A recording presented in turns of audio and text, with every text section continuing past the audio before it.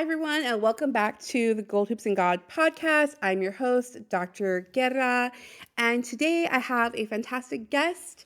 This is Dr. Chimene Arfuso Solis. She is a professor and she is multidisciplinary, working in the intersection of ethnic studies, gender and sexuality, and religion. Hi! How are you? So I'm really excited to talk with Dr. Arfuso today. We've gotten to know each other through social media, through the power of the internet. So we've met each other and developed a pretty cool virtual friendship, I think, which is awesome. And so, yeah, today we're going to talk about all different kinds of things. And I want to start us off per usual, talking about culture, because the podcast is really framing the unique experiences and identity that Latinas have, being from all over the world, growing up in different cities, locations, etc. So would you like to share with us a little bit about your background?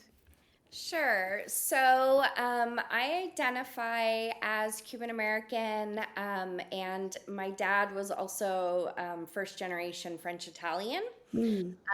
My mother and my grandparents came here during the Cuban Revolution, so 1959, or Mm-hmm. sorry, when Fidel took over the government.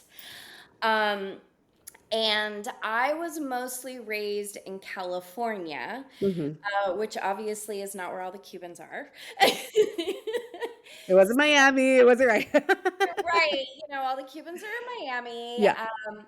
But so I was mostly raised in Southern Interesting. California, and Mm. so I predominantly was raised around Mexican populations, right? Mm-hmm. So although I was definitely raised Cuban American, I didn't really know that it was a Cuban American upbringing because I didn't know other Cubans, Sure. right? Until Yeah. until I got older and, went to Cuba and all of that, that Mm-hmm. I realized that my upbringing was very Cuban. But yeah, so I feel kind of a little bit in between spaces. Yeah, I love that. And so, funny enough, another guest of mine, Dr. Grace Vargas, she's Cuban American. She grew up in New Jersey. So, also unique, kind of a unique experience. And her family, I believe her parents left Cuba. They were part of the Mariel boat lift, I think it's called. Never. Um, and so, right. So, again, history is super important, right? The context, the history, how our families came to be, how they arrived in the United States is very important because it, again, like I think it shapes who we are, it shapes our outlook and all that good stuff. So Yeah. awesome, very cool. So I'm super excited to talk with you, Dr. Fuso. So if you're listening to this in real time, this is, right at the end of September 2024, and we're getting into uh, Dia de los Muertos. So Day of the Dead is a really important, very spiritual, sacred celebration. So Day of the Dead, it's celebrated in many places and has a few different variations. It is most known for its roots in Mexico. It has a lot of indigenous practices tied to it, Mexica culture tied to it. It's very ancient practice. And this is going to be like a 30-second summary of what it is. So families will often go to the cemeteries, to the graveyard to basically spend time with their deceased loved ones, right? The idea is that they're, for 1 or 2 nights every year, the spirit of those deceased loved ones return to the earth or to this 3D realm, if you will. And so it's a whole process. Like families will go and clean the graveyard, a grave site, a cemetery, and you'll see other families all gathered doing the same thing. They'll oftentimes bring food. So let's say, Abuelita really loved her pork tamales. The family will make pork tamales and leave them there at the grave site. If Tio Manuel really loved, a certain tequila, a bottle of tequila we brought as offering, et cetera, et cetera. Yeah. Right. Yeah, absolutely. And so people will do that, and a lot of times people will build altars at home. So there will be altars. Oftentimes it includes photographs of a deceased loved one, candles, a yellow flower, I'm praying I pronounce this correctly. Cempasúchil is the flower, yellowish orange kind of Senpai. flower. Yes, yes, yeah. And so I'm trying to think of what else. Yeah, food. I mean, there's all kinds of different elements. And again, families do it differently. Every family might have a particularly different way of, practicing this sacred time. And for a lot of families too, there is a bit of connection to Roman Catholicism. Again, we have this syncretism, this colonial past that we can't really get away from, because All Souls Day is also like November 1st and 2nd. So it kind of connects to a certain degree. And we can talk about this next thing I'm about to say. One of the things that has been a little challenging for me is to see how Day of the Dead has really become marketed and kind of mass produced. Yeah. That's the right word, Yeah. commercialized, right? Seeing like, Pepsi Cola has Day of the Dead cans or something, or Doritos is making Day of the Dead Doritos. For me, it's a little uncomfortable, right? For a lot of reasons. So I would love for us to unpack that as well. So I'm going to turn it over to you, Dr. Fuso. Yeah, I'm to like, kind of girl, talk let's about that. start there. No. I you was know, like, to yeah, to kind of unpack that, like, these practices and rituals of mourning, of remembrance, and the colonization aspect of it all. yeah, I'm kind of wondering now that you brought this up because you know more about that the religious studies history and that aspect pertaining to Mexico than I do. But I'm kind of wondering now that like I wonder if the All Saints Day hmm situation is what turned it into like a 1 and 2 day Could reverence be, situation, right? could be, yeah. Because like what we talked about in Cuban culture, like we don't have 1 or 2 days. hmm Our boveda's up year round, Right. right? And like we're putting food on it regularly. We're putting hmm cafecito on it regularly. I'm putting water on there regularly that I hmm have to clean and like Yeah. prepare to and like and it's a lot less flashy than this Mm. civilization of hmm Dia de los Muertos and all of our practices really, right? Yeah. Like the burning of different things and hmm um, all the all the fun things that we find out on Etsy and everywhere else, but Right. right. So I kind of wonder too if like that was part of the colonization of it, that it became a 1 day event. Because Interesting. Hmm. I remember researching Yamaya during my hmm dissertation, and there was like this one holiday for Yamaya, and it was like the only time that there was drumming allowed in this one town, Oh. Hmm. right? So I don't know. I kind It of wonder. could be. It could be. That's a really great question to think about, like, uh, the commercialization of it, right? I don't Right. know. You gotta go out and buy your papel picado. You gotta buy you gotta buy your plants, and you gotta buy All your the food. stuff, right? Yeah, you gotta Yeah. go and buy all this stuff and the sugar skulls and all of this and your Yeah. candies and your dulces and all of that. Mhm. But Yeah, it's maybe so it's not true. like that. I don't know. Yeah, I mean, I'm fairly certain, like, if we think about, like, our, ancestors, grandparents, great-grandparents, etcetera, I'm sure they made what they could at home. They offered what they could from their homes, from their Right. backyards, etcetera. It wasn't like, I need to go to Target and buy a bunch of stuff, right? It's interesting. Yeah. They really were, like I think and maybe this is different and you can clarify for me. Like Mhm. Cuba, the African traditional religions, like they're very Mhm. revolutionary based, right? They Yes. were rooted in the transatlantic enslavement Yes. diaspora. They Yes. were meant to get justice Correct. from Mhm. the everyday oppression and Mhm. discrimination and like violence, right? Like that's Mhm. what they were about. So we're talking about people practicing a tradition that didn't have a ton of money and didn't have Target, right? Right. It was like, Yeah. what It's we have, survival. Yeah. it was like the plantitas, it was the things that we consider weeds today, Mhm. Mhm. Mhm. right? Right. It was arroz and maybe, some malanga and some ajo or something and some Mhm. cafecito. Absolutely. Yeah, and I agree with you 1,000%. And so I wanted to share this too in terms of like the importance of remembering, honoring, things like that. So I'm a part of the Academy of Catholic Hispanic Theologians in the US. And a tradition that started a couple years ago is that now we usually set up an altar for deceased our deceased loved ones, meaning family, friends, but even more importantly, our scholars, right? Like so scholars like Gloria Anzaldúa. people, right, like people like Gloria Anzaldúa, Gloria, or Ada Linda Maria Sase Zamora. Diaz. Yes, Yes. exactly. Oscar Romero, like people like that, right? That have really shaped us spiritually, but also shaped our scholarship.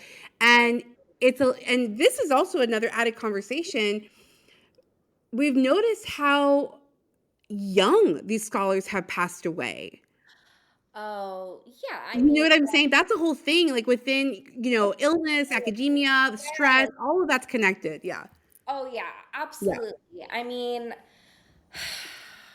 I mean, okay, so I guess we're tying into grief today, but it's like I wasn't even like thinking about this, right? But like as a scholar, so you introduced me, women gender studies, religious studies, ethnic studies, but the main thing that I sort of researched in my dissertation was Gloria Anzaldua's autohistoria teoria, right? Mhm, mhm, Which is like this autoethnographic method that's meant to weave in like these ancestral knowings, mhm, um, and to like borrow from indigenous scholar Paula Gunn Allen, right? Like to bring in this tribal psychic consciousness, right? Like mhm. our collective knowing. Um, but Gloria Anzaldúa died young, Yep. right? She was rejected from the academy, right? Yes, she was. She Yep. never finished her PhD at UC Santa Mhm. Cruz. Um, she died of like a manageable disease, Yes. right? Of diabetes. Yep. And like she didn't have a tenure track professorship. Like Yep. She was on the margins of academia the whole she was on time. the Yep. margins of academia, and Yep. like and yet she's canonical to our field, right? Now, right? And that's the thing. It's Right. always after the fact. Like it's yeah. Yeah. Well, but even like Aurora Levines Morales, too, Mhm. right? Puerto Rican scholar. She's Mhm. still around, but she's highly disabled, right? Like so Mm. many of our scholars, like being disabled, and like the colonization of our traditions, and like the bifurcation of us from like Yeah. our spirit connections and like our ancestors, and like, Absolutely. the things that made us whole back then, Mhm. and Mhm. I feel like that's the grief, like the grief of like that double consciousness, right? Like, Yeah. It's so true. Uh I've lost many, as most of us, I've lost a lot of people that I've loved over the years and things. But there was a colleague that passed away suddenly of a heart attack, hmm, young, right? And it was so disheartening for me to see the way most people, not everyone, but a lot of people just moved on like business as usual. They're like, oh, it's unfortunate. Okay, well, who's going to teach their classes next semester? Oh my God. That was really very eye opening to me. I was like, oh, wow. Okay, you know, this really is all about the business. This really is all about the machine. And we are little cogs in the machine a lot of times, right? It was right. so truly like eye opening. It was so sad. Well, and it's like it's so hard like teaching what we teach, Yes, and like with like exactly. the values, the values of our fields, right? Like for liberatory reasons Mm-hmm. for our students, right? And then like to at the same time acknowledge how we're just cogs in the wheel, Mm-hmm. right? Yeah. It's Um, almost like in conflict, right? Like it feels like, it's rough. No, it is a conflict. I mean, it absolutely is a conflict. I mean, that's not what our ancestors were doing. Mhm. Mhm.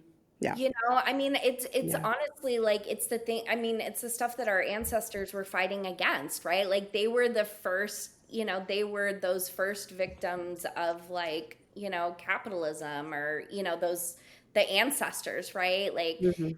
our traditions that we talk about are, you know, we've lost them because of colonialism, because of capitalism, right?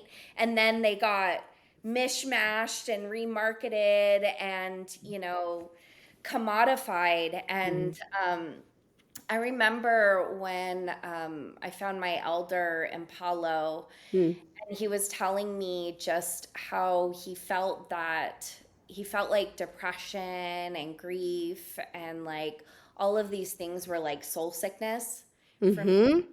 separate Mhm. from our practices. And Mhm. like, I just, you said, "Hey, let's do this podcast." And I was like, "Oh my God, the last thing I want to talk about right now is like being a bruja because I feel like the worst bruja in the world because I've just been like Yeah. had like the saddest I've had like the hardest summer, I think, of my life. And I I'm so feel sorry. but I feel like there's so many of us that are like going through such like deep, Struggling. Yeah. heavy, Yeah. like grief feel filled like I mean the world is suffering. Yes. Our earth is Yes. suffering. Crying out. Yes. Yes. Right, Yes. like Yeah. crying, screaming, like please care about me, Mhm. Yeah. And um we can't keep pushing through, right? We Like can't with the blinders ignoring everything that's happening. Yeah. Exactly.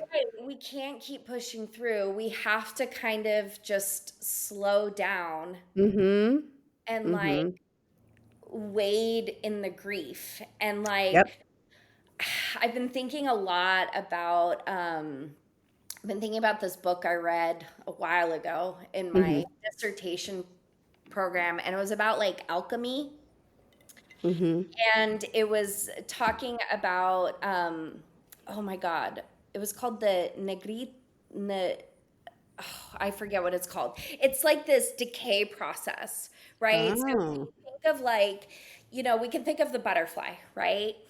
Um, so the caterpillar goes into its cocoon, right? And we often think about the caterpillar goes into its cocoon and then it Mhm. comes out this beautiful butterfly. No, okay, that's not what happens, right? The caterpillar goes into the cocoon and then it fucking liquefies. A gooey, disgusting mess. Yes. Yes, it A is a chrysalis. Yeah. Yeah. Yeah. mess, right? And it Absolutely. has to completely It has disintegrate to die. into goo Yes. Yes. before it can be reborn as this beautiful, majestic butterfly, right? Oh my gosh. But that's that alchemy process, It right? Like, is. I think capitalism is like that piece that has us rushing through these grief Mhm. processes Mhm. and has us like rushing through and like separating ourselves emotionally and Yes. spiritually from what's really going on. And like, Disconnect. Mhm. Mhm. we're not grieving. No, we're on to the next, on to the next. And yeah, it's so true. Like, when people lose someone, it's like we expect them to like get over it. Okay, that happened last month. Get over it. On to the next, on to the next.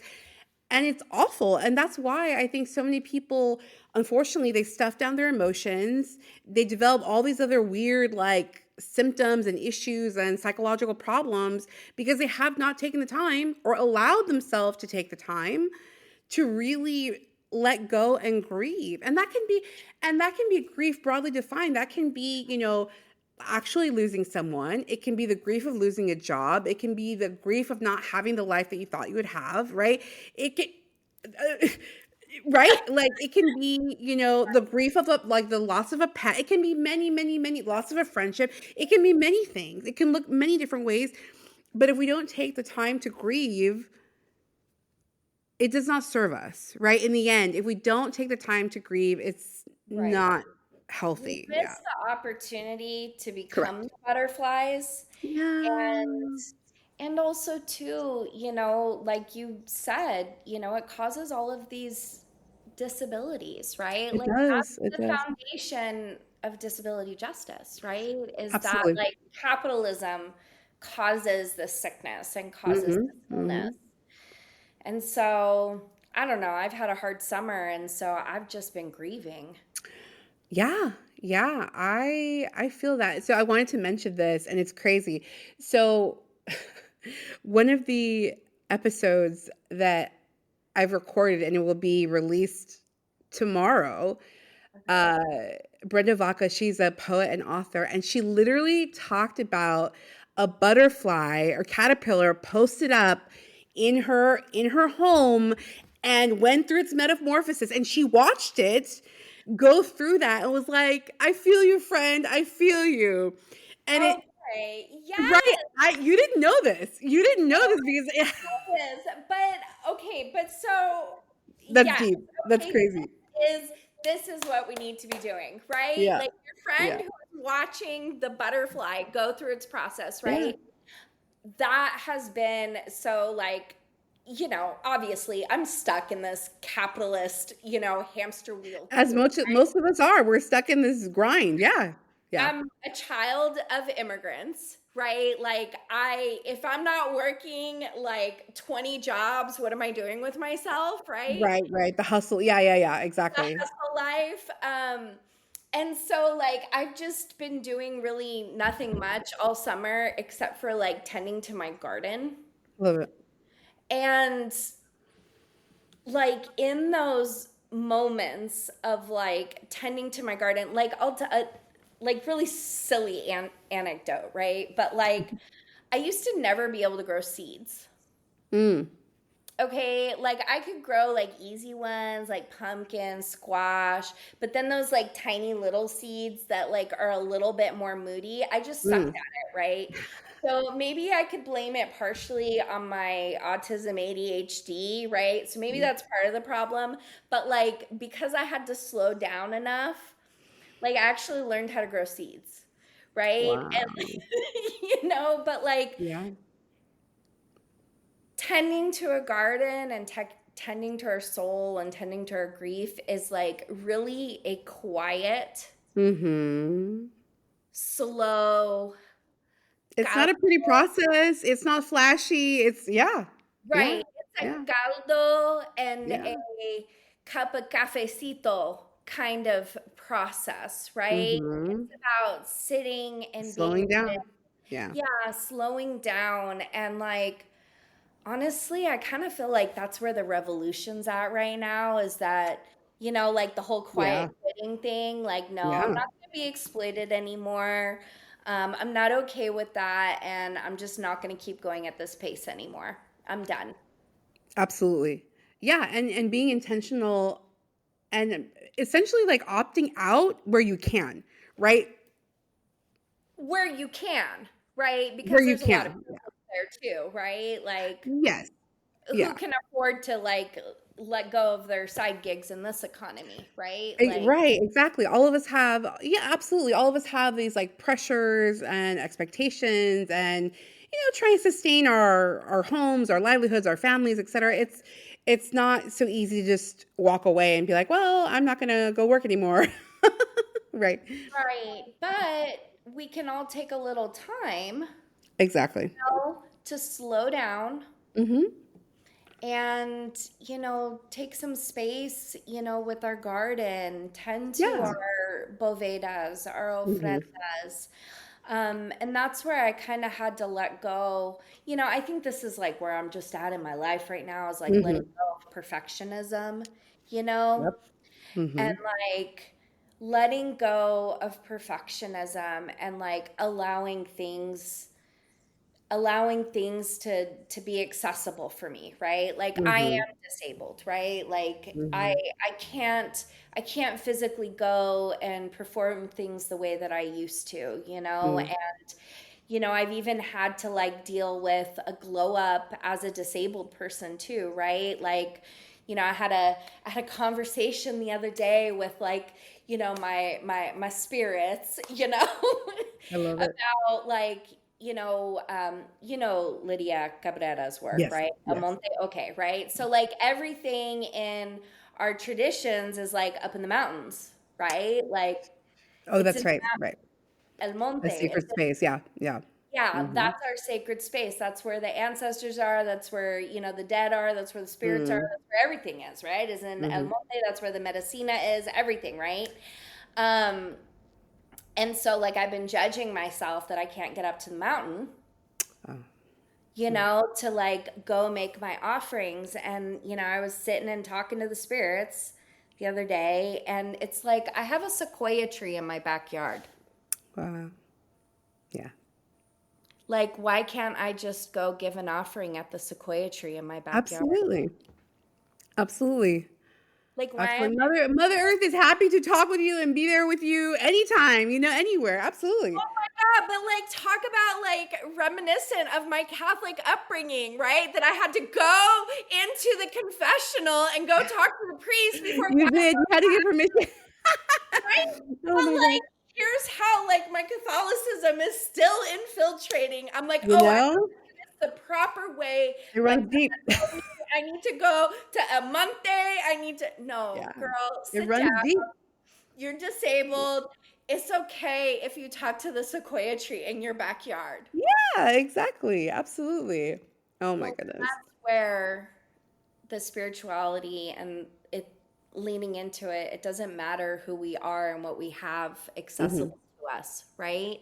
Yeah. It's all connected, right? Yeah. Yeah. Yeah. It's so wild. So recently I was visiting a friend who lives in rural Baltimore.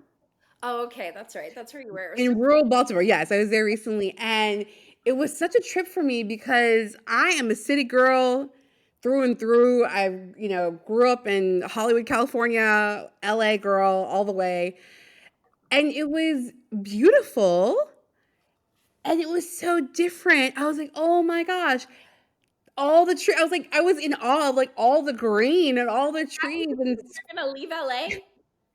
not necessarily. Okay.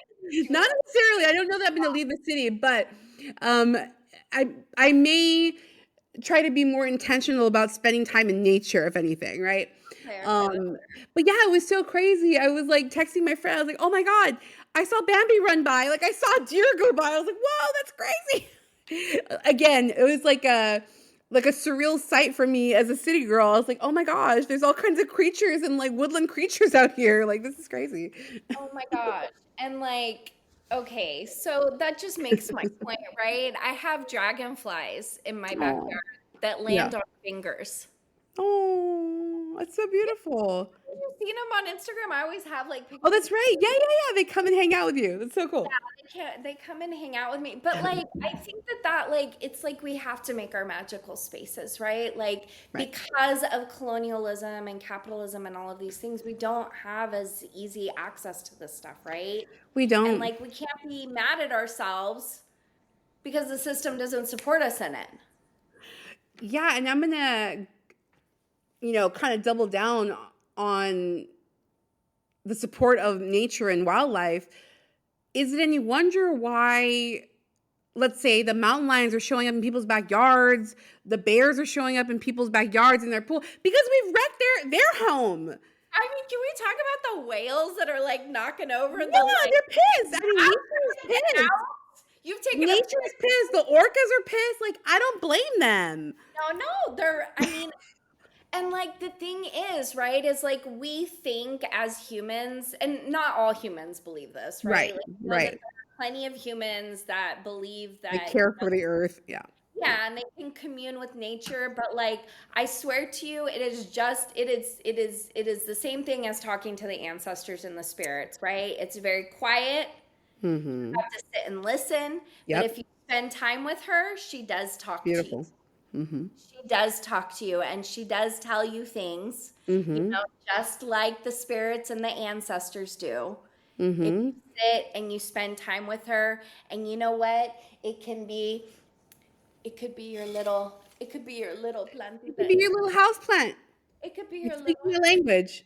See, Yes. like speaking of Dia de los Muertos. Girl, you're in LA, Yeah, like you got a yeah. bunch of room in your yard? Probably not. You know, Right, right, right. Yeah, it's again, it was a reminder, right, that there's something in us. I don't know if you want to call it primal. I don't know what it is, how to label it, but there is something within us that ancestral. desires that connection to Yeah, nature. Yeah. that's our ancestral, indigenous, Yeah. tribal, psychic consciousness, right? Like we Mhm. want to be drawn back to that because our survival depends on it. Yes. Yeah, You it know, does. I think that maybe that's why we're in a collective state of grief too. It's like, like the heat and like the Climate weather. change. Yeah. Yes, these Mhm. hurricanes that are, I mean, okay, I live in the Central Valley, all right? Mhm. It is hot and it is dry here. Right. This summer, randomly, there was like the weirdest, like kind of like Caribbean sort of storm going on. And No I was way. sitting outside and like the wind's So bizarre. swooshing and it's about to rain and like you can smell Wow. the rain. And I'm sitting here and I'm like, no wonder indigenous people on these islands are so in tune with nature Uh-huh. because their survival depends on it. You have to pay attention. Yeah. But if you see the water rising, if you see the winds changing, you see the birds doing weird things, yeah, that's a sign. you know, They know we're what's going on. So we're totally why aren't we yeah, no, listening no, to no, no, no. it? We're Like, unfortunately we're so disconnected. And I'll say this, God forbid our, knock on wood, God forbid our electricity goes out and we don't have a GPS or we don't have our phone or we don't have our laptops working. We're up a creek without paddle, right? I mean, again, I mean, I mean, I may I'm go not off. exempt from this. Like, I would not. I don't know that I would know what to do either. Like, it's yeah. I feel like the time is gonna come where we're gonna send birds by messenger again. I feel like that's Homing maybe. pigeons, yeah, Yeah, I'm yeah. serious, right? The pigeons are smart. Don't you see the videos hmm of them like kicking the little things off of the building, saying they can't sit there and make nests? They like kick them off too. The pigeons know what Yeah, they're doing. yeah, yeah, yeah. Exactly. Oh my gosh. Oh, I love talking with you. Um, so I wanted to let's see. Think about, we're talking about food. You have a beautiful garden. And so I wanted to think a little bit about, the connection between food and family and offerings, this sense of like, especially for, like you were saying, indigenous communities, that cooking really is part of medicine. It's considered part of one's healing, is that, sharing of Yeah, different medicinal foods. yeah. You know, so grief. All right, let's talk about grief. Um, my grandmother passed away when I was 17. Mm. And my grandmother was the matriarch. My grandmother, my abuela, was like my mother for all intents and purposes. Yeah. Like she was that emotional person for me. Mhm. Um, and when she died, I sobbed for like years about it. Not like Mm. every day, you know what I mean? But like every time I Grief is thought so of real. her, Mhm. I Mhm. would Mhm. sob because like I missed her so like So much, so much. Yeah.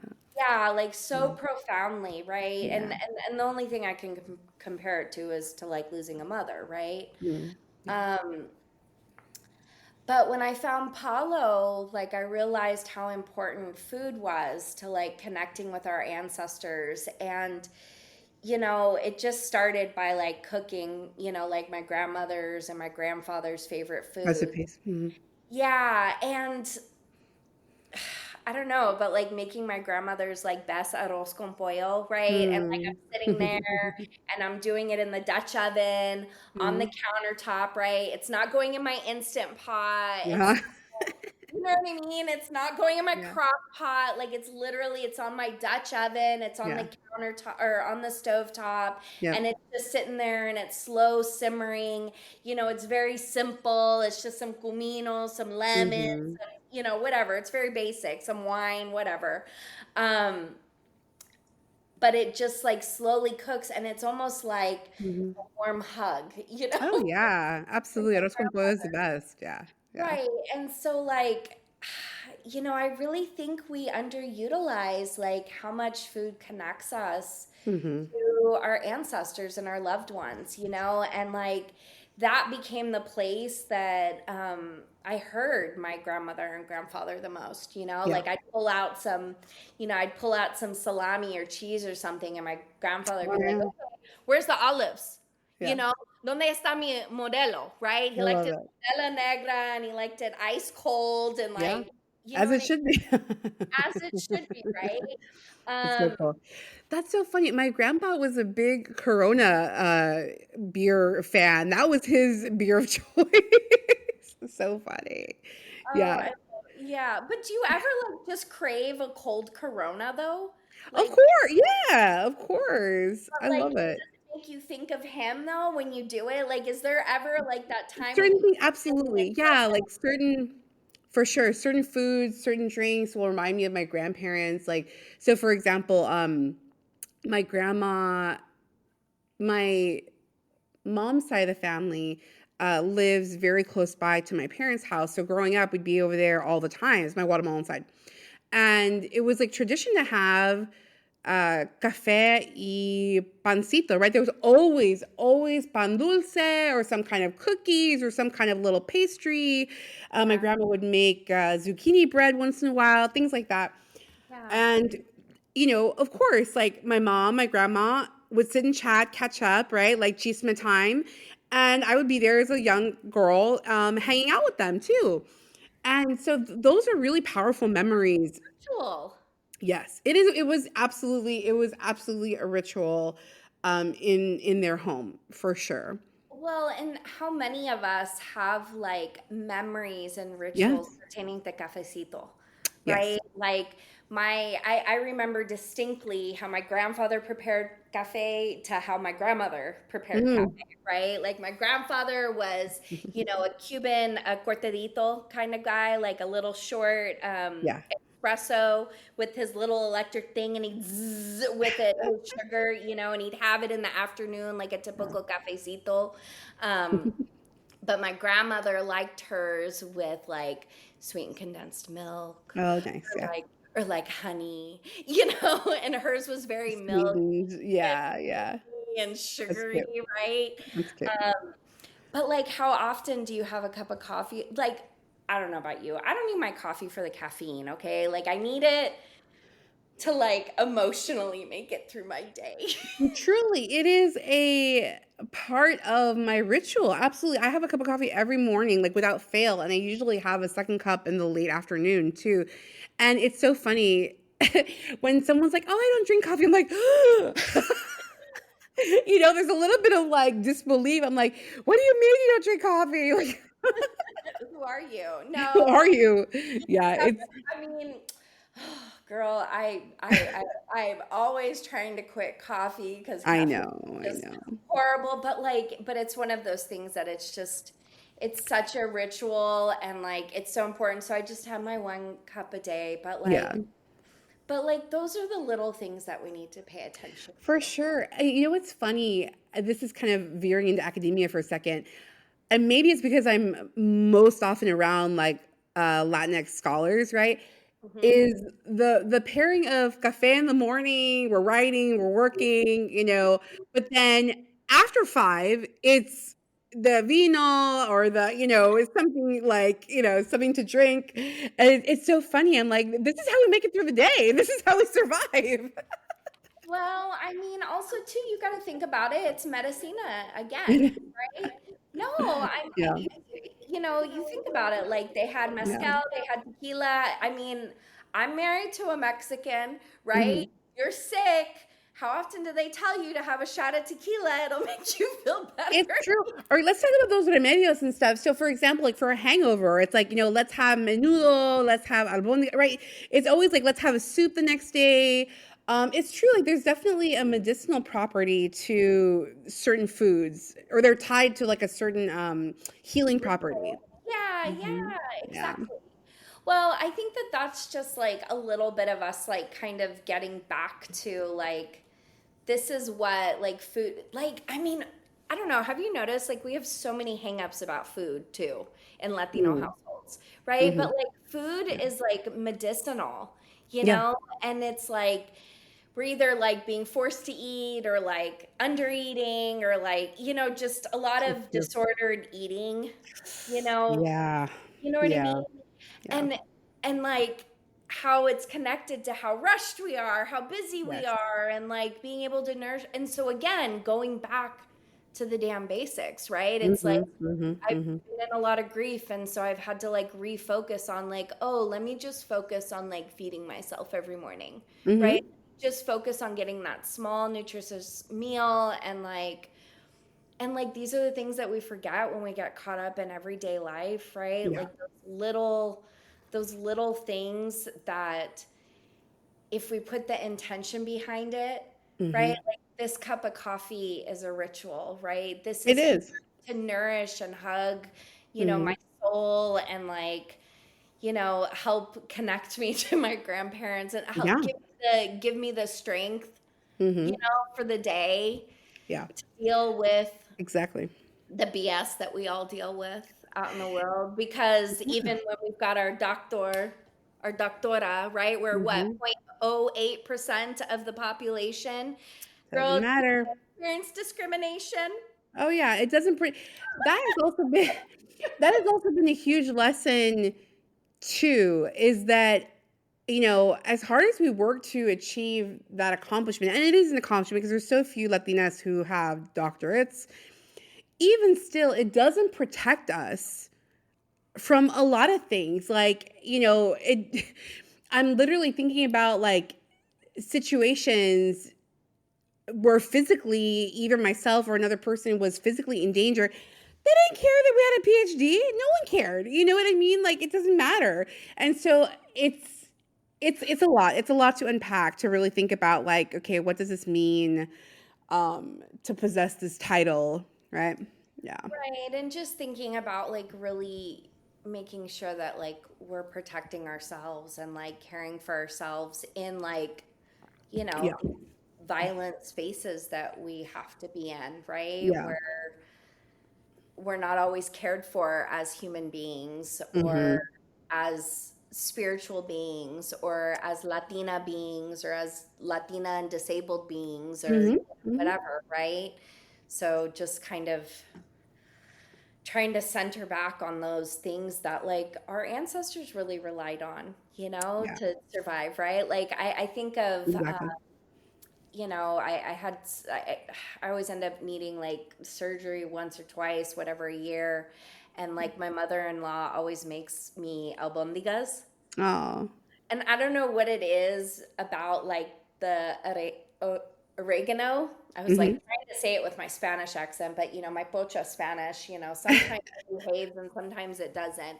But like, like the oregano, right? Because I grow the oregano in my garden. I know that my mother-in-law grows the oregano in her garden I too, love it. Yeah. right? And so like it's this It's very special. simple meal, right? It's Mhm. not that complex, right? Mhm. But it just like comes together with the oregano and it's like so healing. Absolutely. As we're kind of like wrapping up our Yeah. time together, it's been such a cool conversation. So I wanted to talk about something that connects the forced slowing down and mourning and disability. You know where I'm Oh, going with this. Yeah. COVID, right? The Rona, which hit us all like a ton of bricks, right?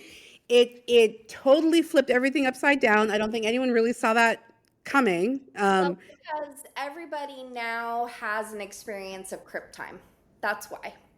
It was crypt Say more. time. Say It more. was just okay. So, COVID slowed everything down tremendously, right? Hmm. Like we couldn't just go where we wanted to go. Right. We had groceries delivered, or we had to go at certain times to get our groceries, which impacted our schedule. So we Right. had this like massive slow down of time, Hmm. which was like crypt time. So this is scholar. Oh my God. Cepeda, Elena Cepeda. She's another disabled scholar, and she published something, and she was talking about COVID and how everybody's experiencing crip time now, and they just don't even know it. Mm-hmm. Mm-hmm. Yeah, so the Mm-hmm. big slowdown. Okay, keep me on track. Sorry, my ADHD. Yeah, no, that, I mean, basically, having to, I think this is part of it, realizing that we are not totally in control of everything, realizing that we have to adapt, right? I think that was a big part of it. It's like, what do you mean I can't go here? What do you mean I can't do what I want? We're so used to just getting what we want instantaneously, immediate gratification all the time, all the time. And this was like, nope. Nobody's going anywhere. Nobody's going to dinner, right? It was wild for people. Girl, what happened in LA with the pollution? Do you remember? The pollution levels went down. The earth was thriving, let me tell you. Like the earth itself was like We're not doing on better and the healing. Yeah. road. Mm-hmm. Congesting everything and Yep. like slow down so the earth was healing. Oh, okay. So what's the big lesson? Yeah, I don't know. I mean, I Who said it? COVID. It told us to slow down because that's what the it earth did. It forced us to slow down. bodies need. Mm-hmm. That's what our minds need. Yeah.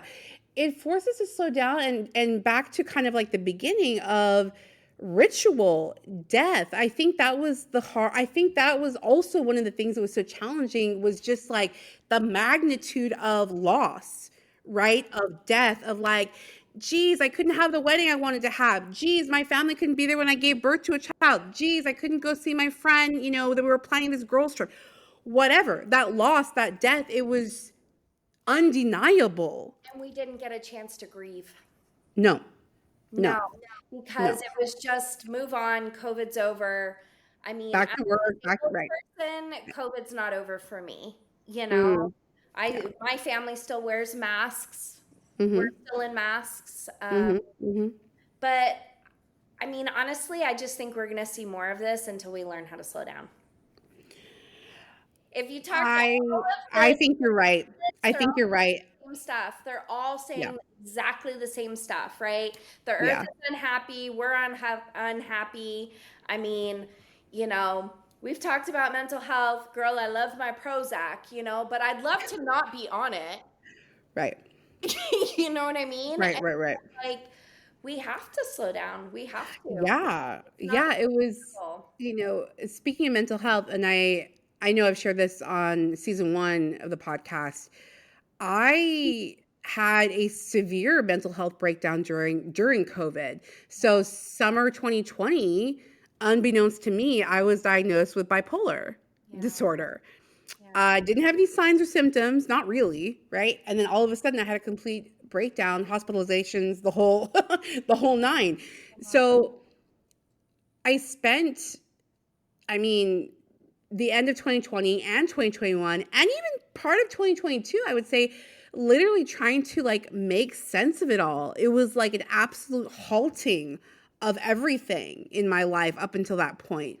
But do you feel closer Um, to the spirits and the ancestors now that you've been through that?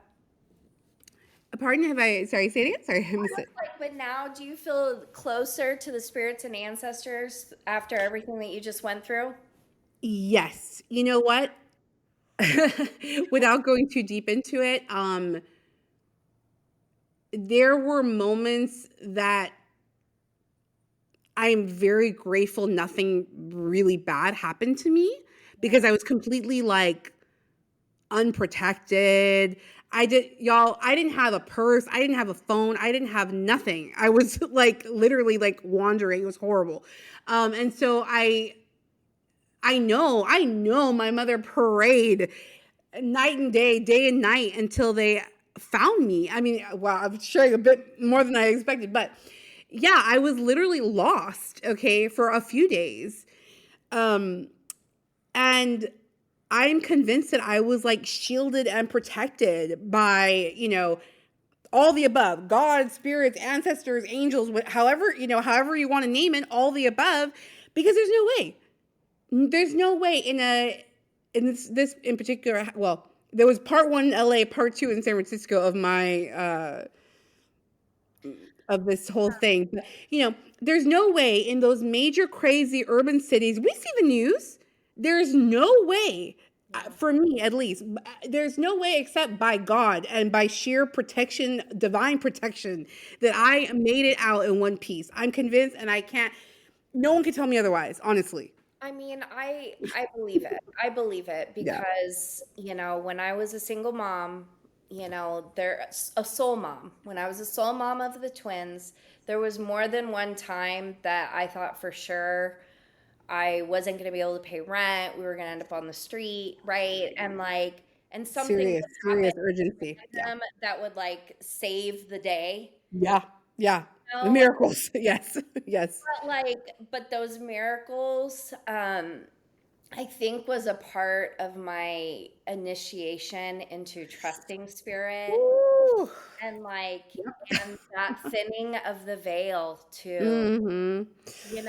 and Ooh, so I I think because I know you've been trying to wrap me up, I, I think to help you out here, I think that grief is like such a powerful portal, Yes.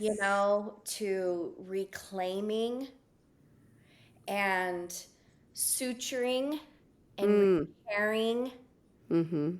right? The trauma from colonialism and bringing us back to our ancestor practices. And we need to remember that these are lifelong journeys, Mhm. right? These Mhm. are lifelong journeys. And I just commend you for I didn't know any of that other stuff too. You hadn't shared that with me. I mean, we got to talk more about Oh, that yeah. Oh, yeah. at another time. But I thank you so much for being vulnerable about that because it really is those crises in our lives that Oh, yeah. It changes everything. It does. It does. I don't remember what this was from, but this line really stuck out. I think it was like a comedy thing or something. And the lady was like, "No, I'm not having a breakdown. I'm having a breakthrough." Mhm, mhm. It's like, wow. No, and it's true. Again, back to the You have to butterfly, right? liquefy, It's the right? You have to breaking, liquefy. it's the liquefying glue, We don't want the to death. liquefy. We don't want to do No, it. That is the part that we've that's got. the point. We have to, and that's that book that We I was can't talking skip.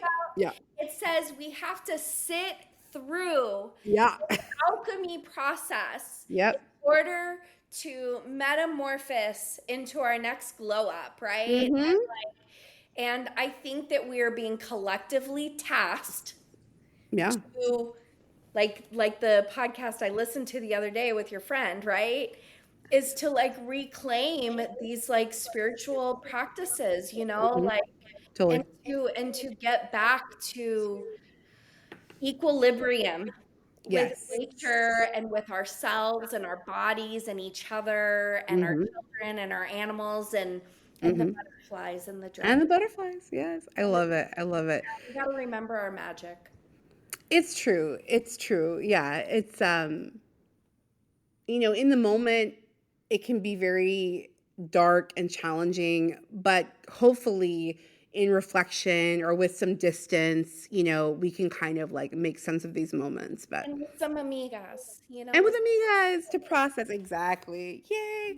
Oh, friend, this was awesome. So as we kind of wrap up our conversation, I could talk with you for hours and hours, but what's one piece of advice you would give to our young Latinas out there? So what would you say to young Chimene if you could go back in time and give her advice about life? my God, what?